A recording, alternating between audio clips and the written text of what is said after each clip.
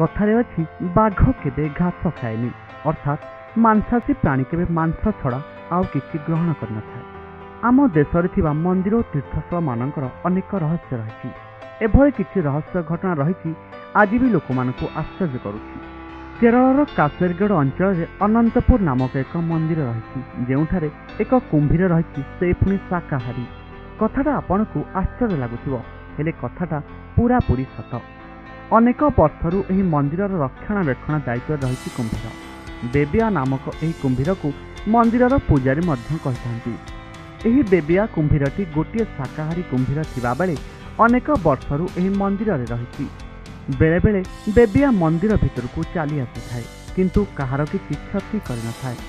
मंदिरर मुख्य पूजक कहते आज पर्यंत से कुंभीर को मांस खाइबार देखि नाहंती। एबे पर्यंत केही भी जानि नाहंती कि बेबिया मंदिरर पोखरी भितर को केमिति आसिला एवं बेबिया नांता को किए देइछंती।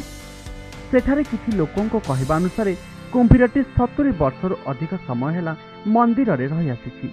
बेबिया को खाद्य हिसाब रे मंदिरर प्रसाद दिया जाइथाए। से मध्य खुशी ताकू खाइथाए। प्रत्येक दिन पूजा सारिबा परे मंदिरर पूजक ताकू डाकिथांती एवं से पोखरी भितर बाहर को आसिथाए। मंदिरर जने पूजक कहते पूजारी दिन को 2 थर बेबिया को प्रसाद सेवन कराइथांती। प्रत्येक थर से प्रसाद रे भात खाइथाए। पूजारींकर बेबिया सहित अद्भुत संपर्क रही। बेबिया को एही पूजकंक व्यतीत अन्य कौनसी व्यक्ति खाइबा देबा पई अनुमति नहीं।